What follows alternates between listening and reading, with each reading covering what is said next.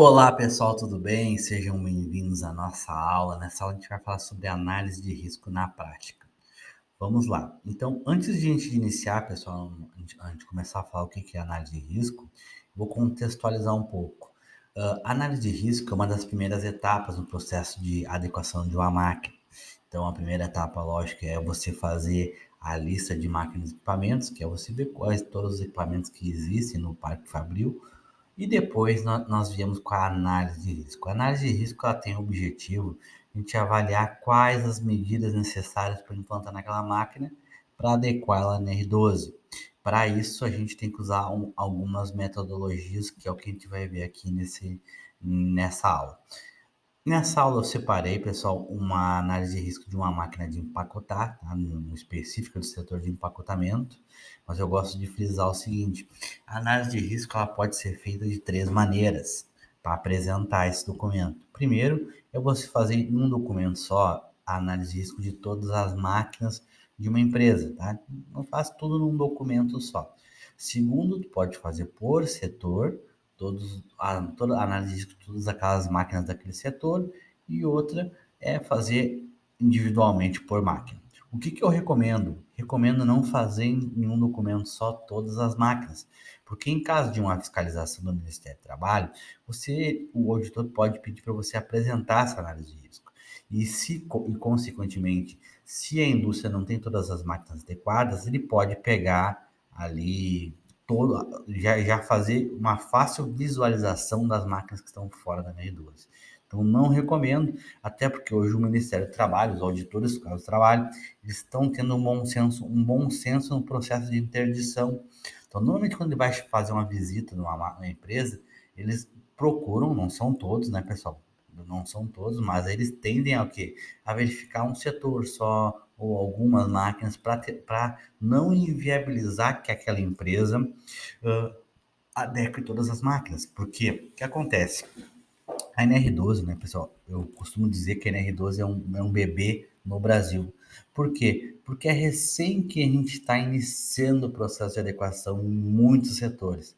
Alguns setores já vem bem desenvolvido, principalmente o setor metal mecânico, mas existem outros que praticamente não tem nada. Então, hoje, aqui na nossa consultoria, a gente trabalha muito com a NR12 e uma das áreas que a gente vem trabalhando bastante, em virtude de algumas notificações, é na indústria da madeira. A indústria da madeira percebe que assim, ó, não tem praticamente nada de NR12, bem pouco. E, inclusive muitas empresas que fabricam os equipamentos novos ainda não vendem no padrão da NR12. Mesmo que seja proibido, eles acabam fazendo errado por falta de conhecimento, por erros, né? Então vamos lá. Então recomendo não fazer tudo em um documento só para ficar mais fácil em caso de uma fiscalização, para o auditor não interditar todas as tuas máquinas. E sim, se tiver inadequado, apenas algumas ou de algum setor específico. Vamos lá. Na capa, então, vou deixar o modelinho para vocês aqui. Eu vou ir direto ao ponto para a nossa análise de risco, tá, pessoal? Tem toda uma contextualização aqui, mas eu vou ir direto para as nossas duas metodologias que a gente deve utilizar numa análise de risco. Primeiro, a norma BNT NBR ISO 2100. A gente deve utilizar ela para fazer uma análise de risco, é padrão. Segundo, consequentemente com ela, né, nós temos o HRN. HRN nada mais é que tu fazer um cálculo para verificar o nível de risco daquela máquina e, consequentemente, tipo, promover ações para reduzir esse nível de risco. A outra metodologia que serve para a gente basicamente verificar o que é necessário na parte elétrica dos dispositivos de segurança é a NBR 14153. A NBR 14153 a gente define a categoria de segurança da máquina, ou melhor dizendo, a categoria dos dispositivos de segurança. É aqui que vai definir, por exemplo, se aquela máquina vai ser necessário inserir um relé de segurança. Vamos seguir aqui, vamos direto para a nossa máquina, tá, pessoal? Vou bem direto.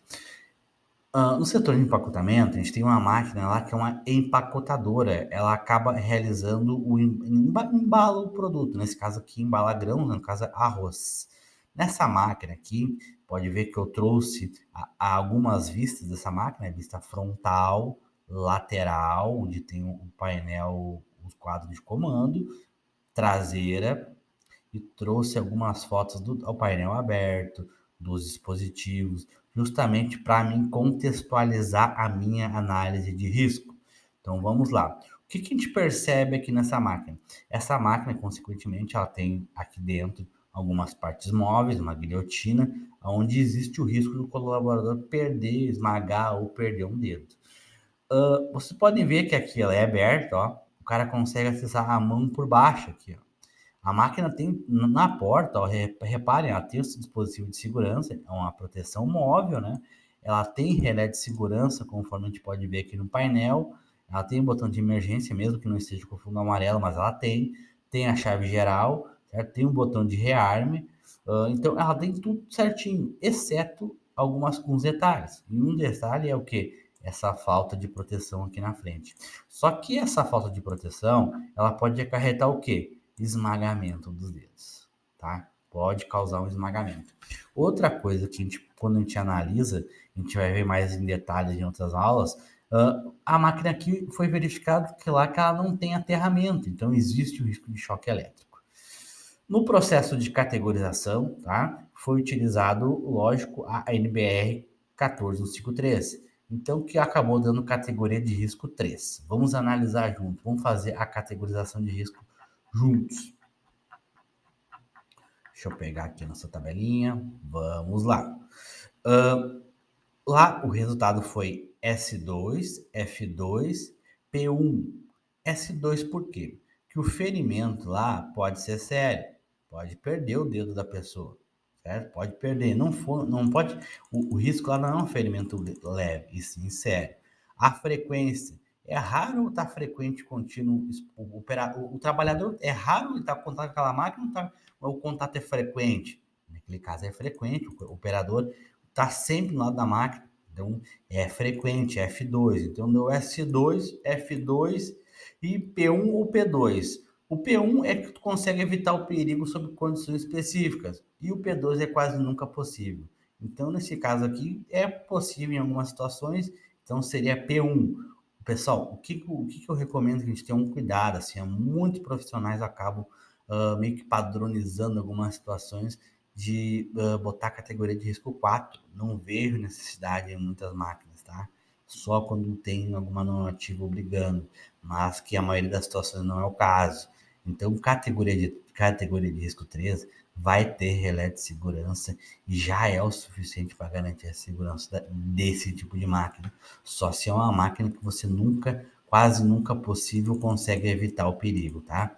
Mas hoje, a maioria das máquinas, né, pessoal, onde tem algum risco, vai levar a categoria de risco 3, boa parte das máquinas. Ok, definir que a categoria de risco é 3, consequentemente, eu já sei que eu tenho que botar um relé de segurança para monitorar aqueles dispositivos. Então, para monitorar esse sensor, para monitorar o botão de emergência, para monitorar esses dispositivos de segurança, tá? Mas como ele já tem aqui o relé de segurança, eu não vou botar na recomendação que precisa, ok? Vamos lá. Agora vamos utilizar o HRN, para ver o risco que causa essa falta de proteção aqui e a falta de aterramento. Então, conforme a metodologia do HRN, ficou definido que o HRN é 20, tá? Vamos lá, vamos fazer juntos aqui. No caso, deu significativo. No LO, o que a gente acabou colocando, tá? Que é possível. 2. É possível que ocorra um acidente. Existe uma probabilidade, porque não existe proteção, certo? Existe essa possibilidade. Se tivesse proteção, essa probabilidade iria diminuir, mas não é o caso ali. Então, existe a probabilidade, por quê? Porque essa máquina está sem proteção ali na frente. Frequência de exposição é diária, então por isso que a gente colocou lá 2,5, tá? A gente colocou lá 2,5, 2,5 e no outro nós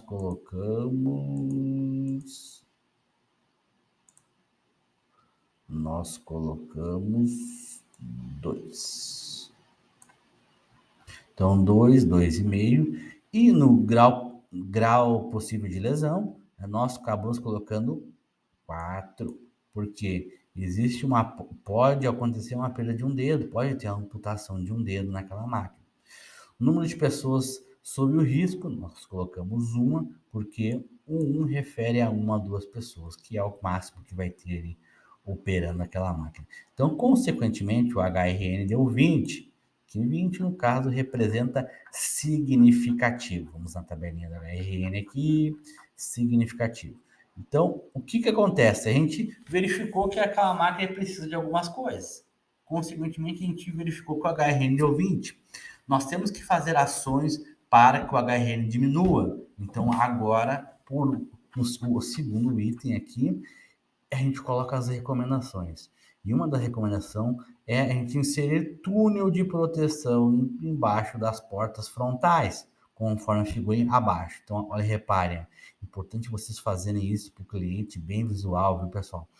Ó, aqui tem que ter uma aba para dificultar o acesso do cara às partes móveis. Então, reparem aqui, ó, alguns modelos de máquina. Essa aqui é um modelo bem... Isso aqui é uma proteção fixa, viu, pessoal? Ela vai parafusada, que não dá para enxergar, lógico, mas aqui tem parafusos onde você mantém parafusada essa proteção. Lembrando, proteção fixa, onde o cara tem pouco acesso. Então, ele não fica toda hora precisando tirar essa proteção. Aonde que ele precisa tirar é abrir aqui as portas. Então, por isso que aqui é uma proteção móvel, onde vai ter sensores. Então, a minha recomendação é essa, botar essa proteção fixa e também sinalizar o botão de emergência.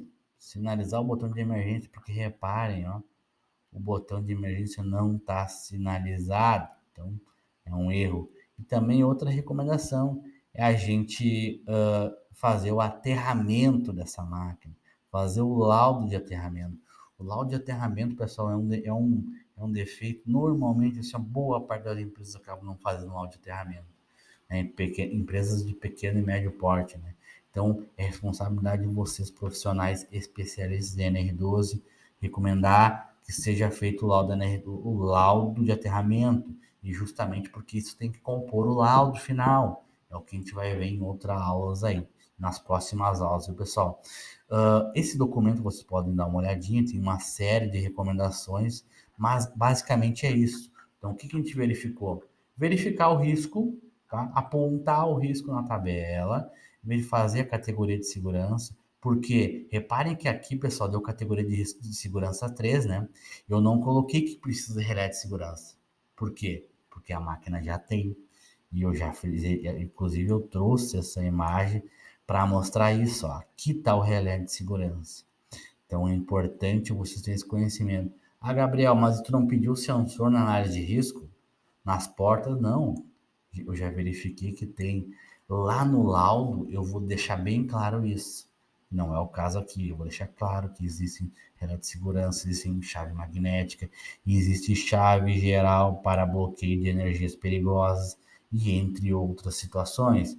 Então, isso eu não preciso me deter agora aqui, e sim lá no laudo final, no laudo dizendo que a máquina está adequada. Pessoal, nessa aula era isso. Eu vou trazer mais aulas, mais tipos de análise de riscos com outras máquinas, tá? Para a gente cada vez mais avançar e vocês terem conhecimento de todos os tipos de máquinas que existem no mercado. Muito obrigado.